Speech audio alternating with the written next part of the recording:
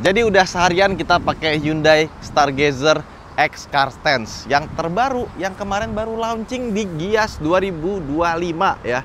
Ini mobil harganya sekarang jadi paling mahal di kelasnya. Untuk kelasnya ya LMPV tapi gak SUV lah, LSUV atau apalah. Nah, mobil ini sekarang yang kita tes itu yang paling tinggi harganya 391,9 juta rupiah atau 392 juta rupiah dengan tampilan baru yang kalau kalian udah lihat video gue yang kemarin, jujur gue nggak suka sama tampangnya ya. Emang kelihatan beda banget sama yang lama ya, tapi jadi kurang futuristik dan nggak nyambung sama desain dari body shape-nya. Ini kayak agak sedikit maksa, tapi secara overall ya, features, rasa, dan kawan-kawannya, Stargazer itu menurut gue masih yang terbaik. Kita bahas dari depan dulu. Sekarang logonya udah pakai logo yang flat, warna hitam juga. Dan di bawah sini ada radar yang besar, karena sekarang sudah dilengkapi dengan adaptive cruise control. Dia nggak cuma lane keeping assist doang, tapi ada cruise control juga ada. Dan bawaan Hyundai itu biasanya bagus. Nanti kita coba ya. Kamera 360 juga ada, dan ini juga kamera 360-nya Hyundai. Jadi kalau misalkan kita lampu sen kiri kanan, dia akan muncul di speedometer, plus kameranya juga bagus, bukan abal-abal ya. Jadi yang gue senang dari Stargazer itu apa yang menempel di mobil itu banyak yang bagus. Lampunya sekarang jadi naik ke atas, belum proyektor tapi sudah LED, semuanya dia pakai pantulan dari bawah ya. Oke, nggak banyak yang bisa kita bahas soal depannya. Samping, velgnya baru, dan sekarang bannya jadi lebih tipis ya. Jadi kalau misalkan gue rasain sebenarnya bantingan itu rasanya sama. Cuman karena bannya lebih tipis dibandingkan dengan model sebelumnya, itu rasanya jadi lebih keras sih waktu gue coba ya. Dan velgnya ini menggunakan ukuran 205/50 R17. Cakramnya sekarang juga sudah depan belakang, karena belakangnya sudah pakai electronic parking brake ya. Seperti Stargazer yang kemarin tuh ada improvement di 2023 apa 2024 something. Roof racknya sekarang desainnya beda, dan gue suka warna silver matte-nya ini bagus. Yang belakang dibandingkan dengan model sebelumnya jadi lebih cakep. Meskipun ya rame ya kan.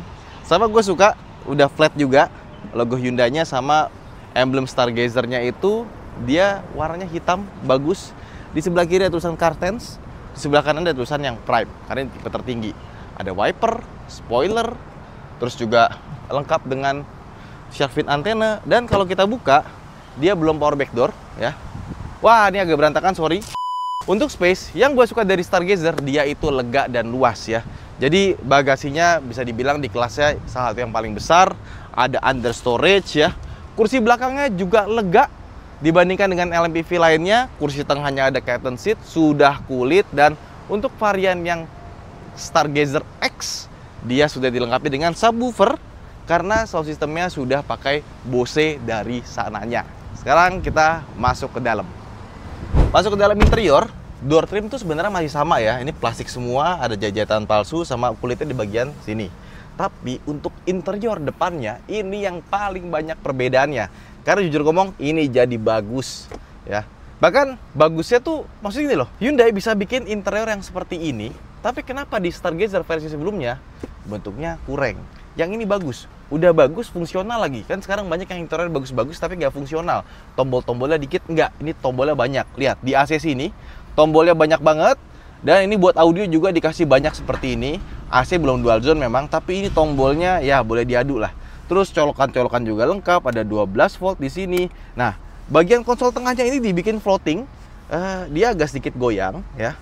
Tapi fungsional banget. Ada USB charging di sini ya. Tombolnya juga lengkap ya. Ini buat parking sensor, kamera 360, drive mode, sama ada electronic parking brake, auto hold, sama ada pendingin buat jok tapi sebelah kanan doang. Sebelah kirinya nggak ada pendingin jok.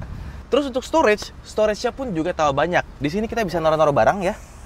Kemudian ini ada tempat storage lagi. Ya, meskipun storage-nya ini nggak selega yang model sebelumnya ya, sama masih pakai plastik juga. Dan kalau dibuka kita masih dapat storage tapi nggak begitu gede ya glove box-nya. Di tengah juga ada center console yang sebenarnya nggak begitu gede juga. Sama kalau kita lihat sekarang plafonnya warna hitam, dashboardnya lebih rendah, layarnya itu jadi panjang tapi agak sedikit kecil dibandingkan dengan kayak misalkan Ioniq 5 atau Palisade ya. Meskipun secara interface sama. Udah gitu, yang gue suka nih, tuh Kalau kita lampu sen, itu jadi seperti ini. Itu bagus sekali. Ada pedal shifter, adaptive cruise control, lane keeping assist-nya lengkap, ada auto lane juga, sama buat mati stability control di sini ada, audio Bose. Paling yang agak kurang dibandingkan dengan model sebelumnya, dia ini punya phone projection atau Android Auto sama Apple CarPlay masih pakai wire. Yang sebelumnya sudah wireless, sekarang wirelessnya hilang, jadi pakai kabel. Pas kita pencet sini tulisannya, please connect a phone that supports Android Auto and Apple CarPlay via an approved USB cable. Jadi harus pakai kabel baru bisa buat connect. Sisanya kurang lebih sama seperti Hyundai lainnya ya. Dia ada kiblatnya, buat climate-nya juga ada di sini. Ada valet mode sama ada map-nya. Ya, dimana map-nya ini gue suka bagus. Karena map-nya ini dia terhubung sama Bluelink. Jadi kalau dulu Bluelink-nya itu nggak termasuk dengan map-nya, sekarang map-nya bisa kita pakaiin ke Bluelink. Jadi sebelum kita berangkat kita bisa set di smartphone dulu, habis itu dikirim ke sini. Dan kalau misalkan kita pakai navigasi bukan pakai Apple CarPlay atau Android Auto bawaan dari Maps sini, nah nanti di head unitnya ini juga ada ini ya, kita bisa ngelihat arahnya kemana jalannya. Dan untuk material yang dipakai juga lebih baik. Di sini ada bagian yang empuk ya, meskipun kalau misalnya kita pakai lama AC-nya tuh dia akan basah. Stitchingnya asli, ada warna biru di sini, ambient slide-nya sampai ke door trim, dan di atas ini kita juga dapat speaker tengahnya. Jadi audio Bose-nya itu sampai ke speaker tengah dan subwoofer. Terus yang gue suka dari Stargazer, dia itu tilt dan teleskopingnya itu panjang ya. Sama yang sekarang itu shifternya pindah ke bagian sebelah kanan ya. Jadi udah nggak di sini lagi gitu. Nah di sini juga kita dapat storage yang gede, sama ini bisa diambil nih tatakan bawahnya tray-nya. Jadi kalau misalkan kotor ya bisa diangkat langsung. Itu bagus. Kursi sebelah driver ya, dia sudah elektrik dan nggak cuma naik turun tapi depannya juga bisa tilting. Jok kulitnya masih sama bahannya, cuma bedanya ini ada tulisan X untuk bagian yang Stargazer X. Udah mau gelap ya. Jadi kita lanjut di hari berikutnya, kita mau nyetir. Gas! Sekarang kita ada di balik kemudi dari Stargazer. Dan seperti yang kalian tahu ya, kalau kalian udah nonton video Stargazer sebelumnya, salah satu yang paling gue suka dari Stargazer itu adalah mesinnya, engine. Ya, biasanya mobil 1500 cc dengan bodi besar, interior lega, itu pasti lemot kan? Ya. Tapi di Stargazer tuh enggak. Paduan mesin 1500 cc, 115 PS, dan transmisi IVT-nya itu menyenangkan loh. Jadi putaran bawahnya itu bertenaga. Kita gas dikit gitu ya, dia nyautnya cepet, dan putaran bawahnya tuh nendang gitu loh. Jadi nggak ada gue nemuin orang naik Stargazer bilang oh mobilnya underpower. Enggak. Ini masih 1500 cc tapi rasanya kayak di atasnya, kayak 1800 apa di atas 2000 mungkin ya. Karena bukan masalah ininya sih, bukan masalah cc-nya sih, tapi respons engine-nya tuh cepet gitu, kayak mesin balap yang udah pakai lightweight gitu komponen di dalamnya gitu. Jadi buat nyawa tuh, dia RPM-nya naiknya cepet gitu. Itu menyenangkan. Dan yang kedua, sudah mesinnya bertenaga, bagus, dia juga irit. Artinya kalau kita pakai ini mobil luar kota, dalam kota, dibandingkan dengan 1500 cc di kelasnya, ini iritnya boleh diadu.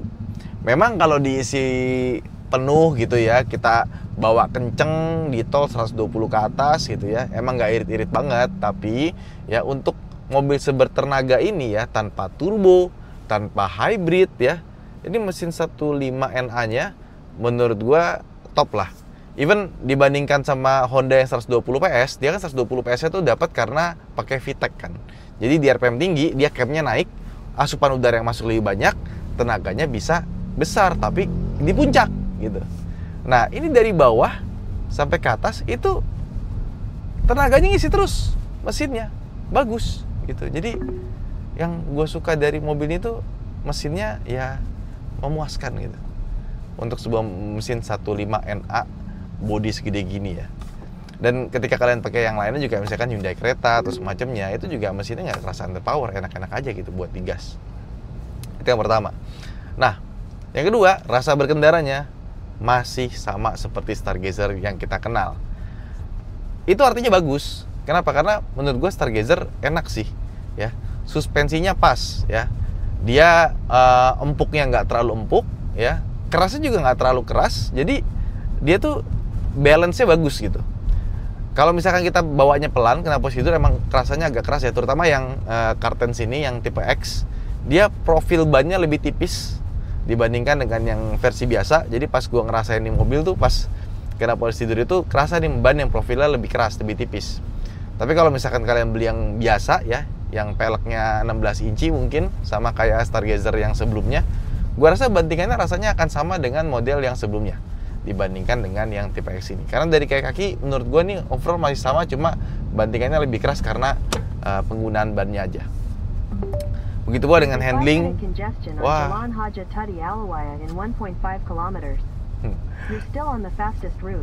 Oke, kita fastest route tapi tetap macet ya. Lanjut lagi. Terus juga handlingnya juga gue suka, bagus, ya kan. Pokoknya untuk mobil LMPV di kelas ini kayak dia kan keluarnya terakhir ya, jadi developmentnya tuh paling matang dibandingkan dengan yang lain, terutama ketika kita bawa di tol luar kota sambungan MBZ gitu ya. Ini menurut gue suspensinya mantep sih ya, cuma kalau kena posisi tidur di kecepatan rendah, nah itu baru agak kerasa-kerasnya di situ. Nah, posisi duduknya mobilnya tuh nggak kayak LMPV lain gitu, justru dia tuh rasanya kayak bawa Innova tapi yang barong gitu. Jadi posisi duduknya tinggi, kakinya tuh lurus ke bawah. Nah, pas dia punya desain dashboard yang seperti ini yang baru, itu tuh rasanya dashboard tuh lebih ke bawah. Dan yang gue suka, kalau kita pakai lampu sen, set. Nah, nanti RPM-nya nih berubah jadi spion. Termasuk yang kiri, kecepatannya berubah jadi kamera. Biasanya kalau udah ketergantungan sama Hyundai gitu ya, ketika lu pakai mobil lain yang bukan Stargazer, bukan Ioniq gitu ya, bukan Palisade, itu jadi males lihat spion. Ya, enakan Hyundai ini ada kameranya di sini. Itu jauh lebih berguna dibandingkan dengan kamera 360 yang kalau kita lampu sen, dia berubah jadi tampilan sebelah kiri, bukan tampilan belakang. Kayak Honda Land Watch ya. Tapi dibandingkan dengan Hyundai-Hyundai yang lain ya, menurut gua ini layarnya ini agak kecil ya. Jadi kalau biasa naik Ioniq, naik Palisade, ini tuh interface-nya literally sama gitu. Speedometernya sama, head unitnya juga sama, tampilan sama persis. Cuma resolusinya lebih rendah, sama emang layarnya lebih kecil aja. Jadi kelihatan tuh pixel-pixelnya lebih kasar dibandingkan dengan Palisade atau Ioniq ya. Ya jelas beda harga sih. Tapi secara desain dan kawan-kawan, ini rasanya mahal sih. Dan gue suka banget sama desain interior barunya. Pas kita pakai tuh emang kelihatan lebih mewah sih. Karena gue nggak ngerti ya, Hyundai itu bisa bikin desain interior bagus ya. Gue suka interiornya Palisade yang baru, Santa Fe, even dari yang lama pun gue suka gitu. Tapi kenapa waktu mereka bikin Stargazer, kenapa bentuk interiornya seperti itu? Itu agak sedikit sulit dimengerti gitu. Kayak beda desainer gitu loh. Yang ini gue nggak ada komplain, bagus interiornya ya. Pas kita nyetir itu, mood berkendara juga jadi berubah gitu, jadi lebih happy ngeliat interior yang lebih bagus dibandingkan dengan model sebelumnya ya.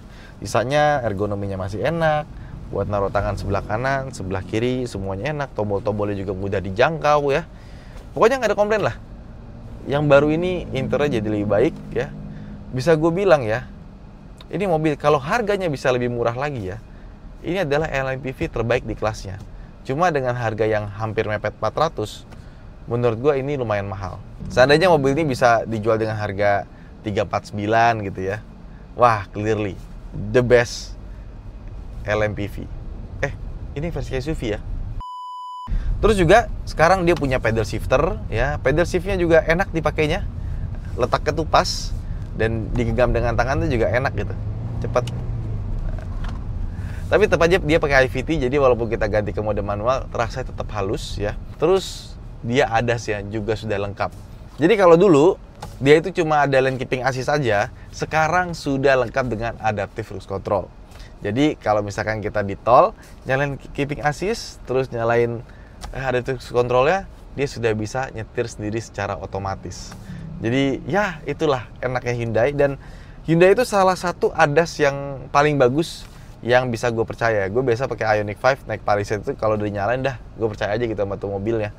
Beda sama mobil lain yang kita tuh masih mereka-reka, ini tuh udah nggak perlu gitu, udah bisa dipercaya lah. Jadi Stargazer Carten sini ya, karena dia keluar yang paling terakhir secara platform, ya bisa dibilang dibandingkan dengan LMPV yang lain dia unggul, terutama dari segi mesinnya ya. Meskipun dia nggak hybrid, tapi mesinnya tuh nggak underpower, kenceng, dan cukup irit untuk kategori bukan hybrid. Udah gitu juga gede dan kawan-kawan, sama yang gue suka, semua fitur-fitur yang ada di Hyundai lainnya itu masuk ke sini. Mulai dari kamera 360-nya, sampai buat spion itu ada di speedometer, audio Bose, terus ada adaptive control dan kawan-kawan. Jadi paling lengkap lah. Cuman dengan kelengkapan yang segitu banyak, kalian harus menebus mobil ini dengan harga yang lebih mahal. Dengan OTR Jakarta 391,9 juta rupiah, menurut gua ini mobil yang secara features dan kawan-kawan itu layak, tapi membuat dia tuh jadi semakin jauh sama kompetitornya dari segi pricing. Gimana menurut kalian? Kalau kalian sudah pakai Stargazer yang lama atau Stargazer yang Kartens ini, bisa komen di bawah seperti apa rasanya dan bagaimana memeliharanya. Saya Hanif, sampai jumpa di video berikutnya. Bye-bye!